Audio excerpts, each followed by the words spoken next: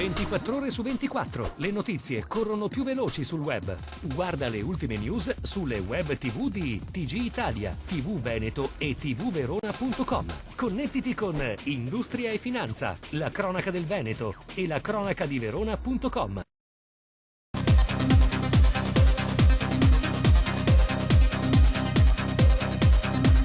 Regione e Sistema Veneto del Vino vogliono costruire, anche con il supporto e l'esperienza della Fiera di Verona, un percorso comune per dare più efficacia e incisività possibile alle azioni di promozione del patrimonio enologico regionale nei paesi terzi e non solo. Su questo progetto si sono incontrati l'assessore regionale al commercio estero Marino Finozzi e il collega all'agricoltura Franco Manzato, con i rappresentanti delle organizzazioni agricole, della cooperazione, dell'industria agroalimentare, degli enologi, dell'Unione Consorzi Vini ad Hoc e dei Vini Veneti di Valpolicella, Soave e Amarone, dei gruppi Pasqua e Zonin, gli esponenti di Verona Fiere, impegnati nelle Vinitaly in the World. Per la promozione di vini veneti, la Giunta regionale ha messo a bando per la campagna 2012-2013 oltre 3 milioni di euro. Si tratta di risorse utilizzabili in cofinanziamento al 50% con i privati, capaci dunque di mobilitare una spesa per quasi 6 milioni di euro. Il terremoto dei giorni scorsi ha messo in evidenza che le valutazioni sulla sismicità in Veneto sono da aggiornare. Il monito è stato lanciato dall'Ordine Geologico del Veneto. Il Veneto ha una sismicità abbastanza diffusa. Finora i territori della Bassa Pinura, come il Polesine, la Bassa Padovana e anche il Veneziano, erano considerati a bassa sismicità. Ad aprile la Regione aveva messo a disposizione dei fondi ai comuni classificati sismici per nuovi studi e per individuare gli edifici da mettere in sicurezza.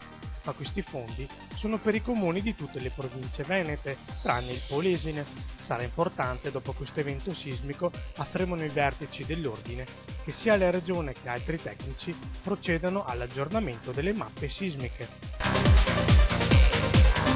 Air Dolomiti, la compagnia italiana del gruppo Lufthansa e l'aeroporto Catullo di Verona hanno inaugurato il nuovo volo Verona-Zurigo. Il collegamento potenzia così la presenza di Air Dolomiti a Verona e conferma la volontà della compagnia di ampliare la propria offerta e di ricercare nuove opportunità di mercato. Zurigo, come siamo sicuri che accadrà, apre un ulteriore aspetto dell'accessibilità del mondo dagli Stati Uniti fino al Far East Asia. Il volo, che sarà operativo tutti i giorni con 2 frequenze giornaliere, andrà a potenziare l'offerta sugli hub europei. I passeggeri potranno quindi beneficiare di un servizio più completo. Aggiungendo infatti il nuovo collegamento di Zurigo con i già esistenti verso Monaco, Francoforte e Vienna, l'aeroporto di Verona sarà uno dei pochi in Italia ad offrire collegamenti per tutti e 4 gli hub del gruppo Lufthansa. Vogliamo soprattutto lavorare, questo abbiamo chiesto al sistema Lufthansa, di avere prezzi assolutamente competitivi per attrarre persone dall'intero globo.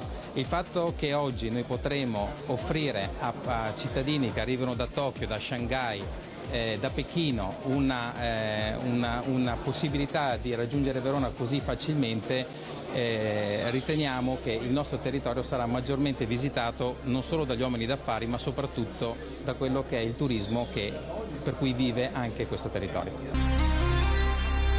Si terrà il 30 maggio prossimo a Roma l'incontro con ENAC per la firma del contratto di programma che dovrebbe consentire alla SAVE di adeguare le tariffe aeroportuali, ferme da un decennio, nodo alla base della protesta attuata dal gestore dello scalo di Venezia e che nei giorni scorsi aveva provocato disagi e ritardi. Lo rende noto la stessa SAVE, differendo di essere stata preallertata da ENAC per l'incontro. L'Ente Nazionale per l'Aviazione Civile aveva avviato accertamenti urgenti sui disservizi al Marco Polo, determinati martedì scorso dalla decisione di SAVE di non aumentare i varchi di sicurezza in concomitanza con picchi di traffico.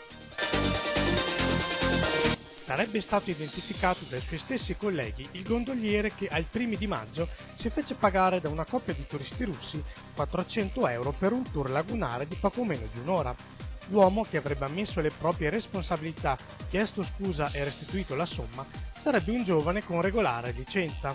Nei suoi confronti, come indicano i quotidiani locali, il Consiglio di Disciplina dei Gondolieri prenderà provvedimenti e probabilmente per lui si prospetta una sospensione dal lavoro per una settimana. A finire sulla gondola, così cara, fu una coppia di russi 35enni, i quali successivamente fecero emergere il raggiro. La tariffa applicata in città per un tour di una quarantina di minuti è solitamente di 80 euro. Il SUV tiene a galla l'auto, un business che coinvolge tutti i continenti. In Italia nel primo quadrimestre 2012 i crossover sono aumentati del 6,31%, tutti particolari su industria e finanza.